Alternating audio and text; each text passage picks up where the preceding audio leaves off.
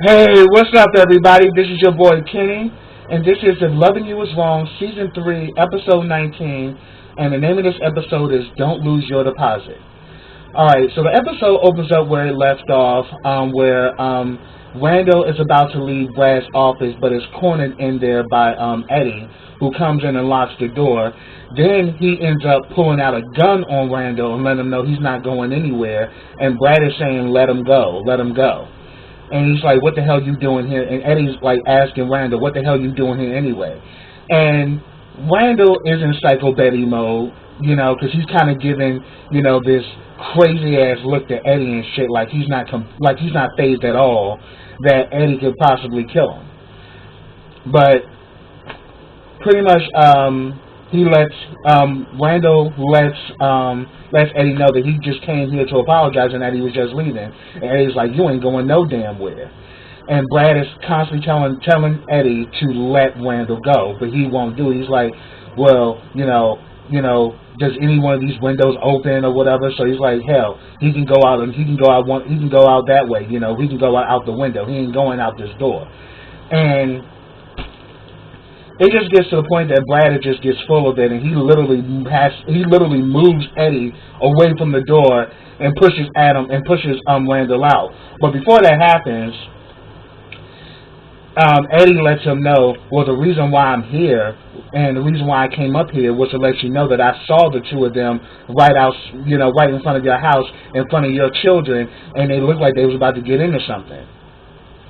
And Randall, and you can tell that Brad is pissed off. He's like, oh, so what was going on? And then Randall just says, oh, we were just talking. So, and then he was saying we was talking about the baby. And then he drops that bomb that he thinks that Lucian may be the other baby daddy. So it's like, these dumbasses talking about Randall and Alex done spread this shit so far and thin that now they got other people believing that Lucian could have had something with Alex. And it's just completely off, because that will never fucking happen. But it's crazy because now it's all in the message shit. So now he's saying that, you know, she was telling me that Lucian was the father of the baby, and if you don't believe me, you can go ask her. And then Eddie's like, oh yeah, I'm gonna ask that bitch. And then again, Brad is like, let him out. But then Eddie want to block the damn door, like, you know, he told me I can leave. He's like, yeah, I know. He's like, so why don't you get away from the door? He's like, I'm not moving. You can go out one of the windows. But then Brad just had enough, and he literally pulled Eddie off the door and pushed Randall out. And then Randall's like, bye, Eddie. I'm like, here we go, Psycho Betty once again, still in her shit. But then Brad literally tells Eddie that, look, I've had enough of this whole situation. I have enough of everything. You know, I'm beginning to question our friendship because you're completely towing the line. And I would question the friendship too, because first of all, if you're my friend, why the fuck are you about to like turn up and turn out at my job? Like, you don't give a damn. Then you saying that, like, dude, I have a job, I want to keep it. He's like, well, some things are worth losing your job over. Really, Eddie? Selfish piece of shit. So then he pretty much says that, look, just get the hell out of here. I want to be left alone. Just leave me the hell alone, Eddie. So then Eddie's like, all right, man, I'll leave. I don't even know who the hell you are anymore. Like, Eddie is just completely, he's like so entrenched with violence. Like, he doesn't give a fuck. Like, he's that psychotic and is that deranged that he just thinks that he can just kill anybody and get away with it. And that's the kind of mindset he's in. Like, he's still in that military mode, but yet you're now in you know, current day society. You just can't kill motherfuckers just because. But anyway, but we already know that, yeah, Eddie's crazy as shit, so we're about to see what's going to happen with that. Next, we get a scene with Alex and Dr. Ross. Dr. Ross calls Alex and lets her know that her son is with her, and that, you know, that he needs her to be breastfed, but she tells him that, look, you are not allowed to take him out of the nursery, so promise me you're not going to do some stupid shit and try to take him out of here. and Alice promises that she's not going to do it. But she says she has to get someone to watch the kids, so she ends up calling Esperanza, and Esperanza agreed to she'll watch the kids or whatever, and Esperanza also lets her know about that whole situation with Travis, and that Kelly is right now at the police station getting questioned by the police. But I'm gonna get to that. Next, we get a scene with Lucian and Natalie and the damn probation officer. Because now that, Joey has been taken by the police and now he's in, the infirmary at the prison, Natalie is trying to figure out, a way she's trying to figure out a possible way where she can get Joey out of jail. And she thinks talking to his probation officer is going to help. But Lucian is letting it be known, like, look, his hands are tied. He can't fucking do anything. So why the hell you even inviting his ass over here? So Lucian he is totally not feeling this probation officer because he thinks he's a smug-ass fool. And he is. And pretty much he's pretty much saying that, look, you already told me that he always flirting every time he come around here. What makes you think that's the only reason why he over here? Just to get a look at you. He ain't over here to help you with shit. So then the probation officer comes in. He does have that smug ass way about him. And Natalie offers him some coffee, and he was like, "That nigga don't need no coffee. You know what? If he's not here, he's here to do a job, and if he can't do that job, then he can just get the hell up and leave. And he don't get no coffee, he don't get no treatment." So Natalie goes and gets the coffee or whatever, and she calls Lucian over, like, "Look, if you are not gonna be helpful, you can just go pick up the kids from my sister's house." He's like, "Oh yeah, I'll leave once he leaves." So Lucian's like, "I don't trust your ass." And you can look at how this probation officer look. I wouldn't trust him either. So she brings him a cup of coffee and she asks if he wanted any sugar. He's like, "No, black is just fine." I'm like, then you already on some sly shit, still trying to throw, you still trying to flirt on the low right in front of her man.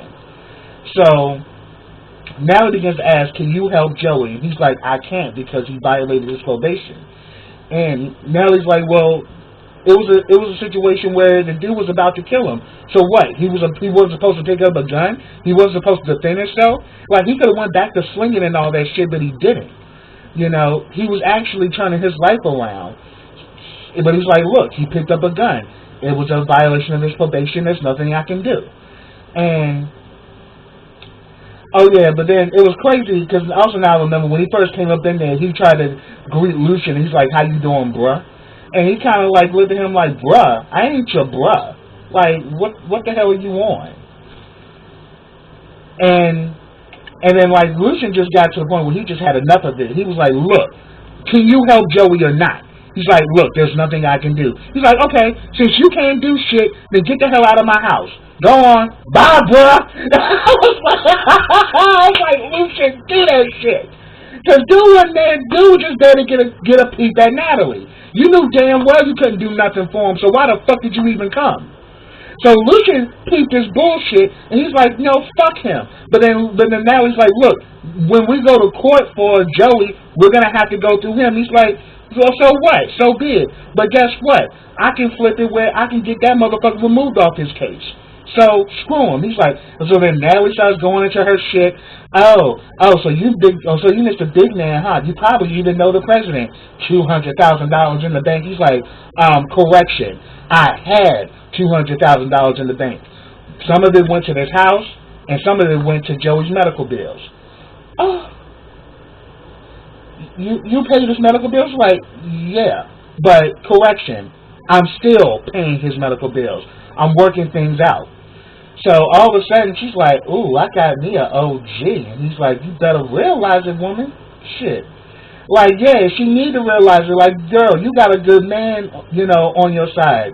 Don't let your insecurities and your high-strung way of doing things fuck that shit up. But yeah, she's like, "Okay, let's go back and break in this new bed." I'm like, yeah, finally. Yes. Ease her mind. But yeah, that scene was everything, because I really do feel like, I don't think it's the last we're going to see of the probation officer. But, but due to the fact that Lucian really peeped the game and really was like calling it out, like, dude can't do shit for you, so why is he coming over here to meet you? Alright, so next we have a scene with Marcy and Louise. Now this scene was everything because, because Miss Louise remembered that she wanted to tell her, that Marcy wanted to tell her something before Randall showed up the last time. And Marcy was going to tell her about her being pregnant, but she decided, I don't remember what we talked about. She's like, I'm an old woman and I remember things. How come you forgot? You obviously wanted to tell me something, and obviously it was important. So she decides to tell her, but what she was going to tell her was that she's in love with Brad. And that, she's starting to have feelings for Brad. And then pretty much Miss Louise just told her, like, look, you might as well leave that alone and let that go. Because Brad is the rebound man. He's the man that you got after you and your husband, after the fallout between you and your husband. He was the guy that came in and kind of filled that void. But that's all he is. What you may think you have is not really love. It's because it was based on sex. But then Marcy lets her know that, look, it's not really, because, he's really a good, kind-hearted man, and we haven't been having sex, but we've kissed and we've held each other, and it's not a sexual thing. But then Miss Louise lets her know that, look, before you decide to move into a new house, you need to take care of the business at your old house. Because if you don't, because she said if you don't, you won't be able to get your deposit back. And she's like, what do you mean by that?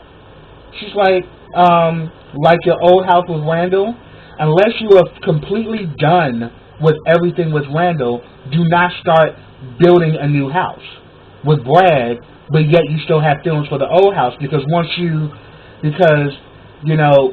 if you move out without dealing with the old house, you can't get back your deposit, because you put in a lot, in that house that you built with Randall. So then now you're about to build a new house with Brad, but yet you still have unfinished business with Randall. But Marcy just blatantly tells Miss Louise, like, look, me and Randall are never getting back together. And she says, never say never, honey. I might be seeing y'all renewing y'all vows down the line. Who knows? I'm like, Miss Louise, you are so adamant that Marcy's gonna stay there with your son. You know damn well your son is crazy as cat shit, which is why I call him Psycho Betty. So why the fuck do you think that she's just gonna wait around for Randall when Randall is obviously on a rampage telling lies that Lucian is the father of the damn baby, when we all know it's Randall's ass? But that was an interesting scene from them. Then we get a quick scene with Miss Diane. She's coming out of the police department. She's very emotional. She's crying. She calls Kelly and lets them know that they don't know whether they're going to give him parole or not. And she's like going off on Kelly, like, oh, Kelly, don't act like you care. Don't act like you're concerned. Did you say something? Did you, say something? Did you actually do anything? And then Kelly was like, no, I didn't say anything. She's like, well, good. Because if you did, I promise you, Kelly, I promise you. So we got Miss North Philadelphia born and raised going back to threatening Kelly again. I'm like, you know what, old lady, I'm getting sick of your bullshit. Because first of all, yeah, she is about her son. So that's one thing we can say about Miss Diane. She's about her son, and she don't like nobody messing over her son. But she fails to accept the fact that he took the rap for his son. He didn't take it for Kelly, but here it is. She pissed off at Kelly, but bitch, do you even care about your grandson at all? I mean, that's your son's seed. And it's like, you don't even have a relationship with him, which is crazy. Because he's right there in town with you. You could easily build a relationship with your grandson, Justice, but you refuse and just choose to be on the phone bullying and berating Kelly. Like, really, bitch? You need to get your shit together. And I'm serious. And besides, Kelly ain't got no that damn kind of power. She about to be grilled by the police her damn self, which is what I'm about to get to. Alright, then we get a scene with Dr. Ross and Alex. You know, she breastfed the baby, but then now Alex is emotional because she had to leave him or whatever. And she starts talking to Dr. Ross, and she lets Dr. Ross know that Randall is the father of the baby. And you know, Dr. Ross is like, oh, I thought there were other, you know, multiple people that could have been the father. And immediately I was like, how the hell you know that? She said, you know, it's a small town.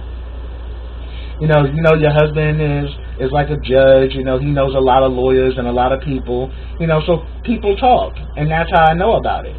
But she said that no, Randall is the father, but he cannot get my son. And then Dr. Ross is like, well, will he harm the child or anything? She's like, no, but he wants the child to get back at me. He can't have my child. I'm his mother. The child needs to be with me.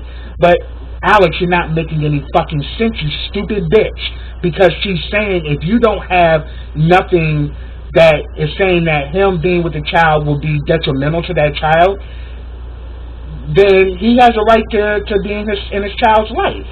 And it's like Alex just does not want to accept that shit. And then the next thing you know, we see Marcy shows up.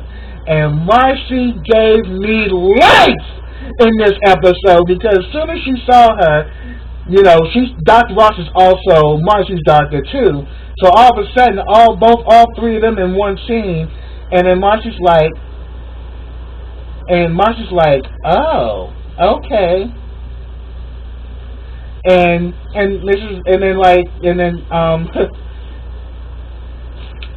then all of a sudden, like, Marcy comes in and is like, you know, not surprised, huh? You know, then all of a sudden, like, you know, Dr. Ross is like, y'all know each other? She's like, yeah, this is the bitch that had sex with my husband, and she had a baby by him. But guess what? I'm having a baby by her husband. Yes, you know, yeah, it's messed up, but it is what it is.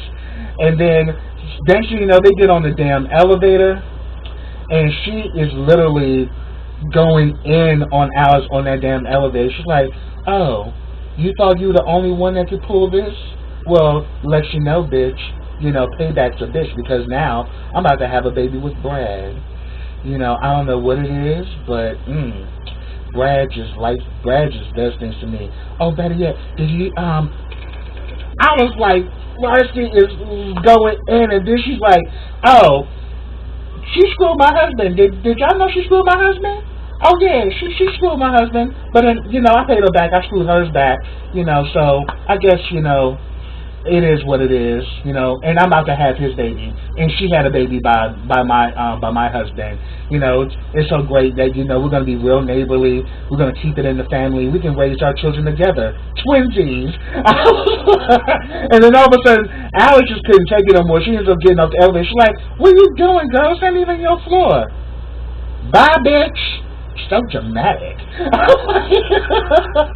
Oh my, Marcy gave me life this whole episode. Like, that was like one of my favorite scenes, because Marcy just went in and just did not give no shit about Alex, and I was so here for it, because everybody always babies Alex, and that shit gets on my nerves. But Marcy is like literally calling her out on her bullshit, and I was so here for it. Because then because when she did it in front of Dr. Ross was like, I'm so sorry. She's like, oh, don't be, it's okay. She knew exactly what she was doing, and it is what it is. But now I'm sleeping with her husband, so hey, payback's a bitch. Next, we get a scene with Natalie and Lucian. We see that they're home with the kids. The kids, the girls are.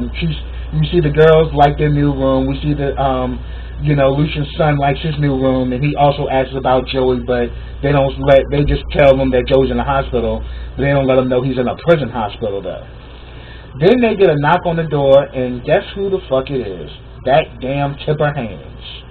Tipper Haynes is there to get some DNA sample from both Natalie and Lucian in connection to Ramsey's murder, and then Tipper Haynes' big mouth ass starts dropping it that, Ramsey actually died at this house.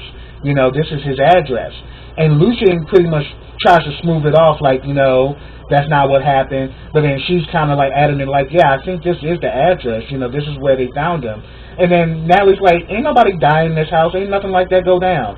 And then like she's adamant that look, you know, he actually did die in this house.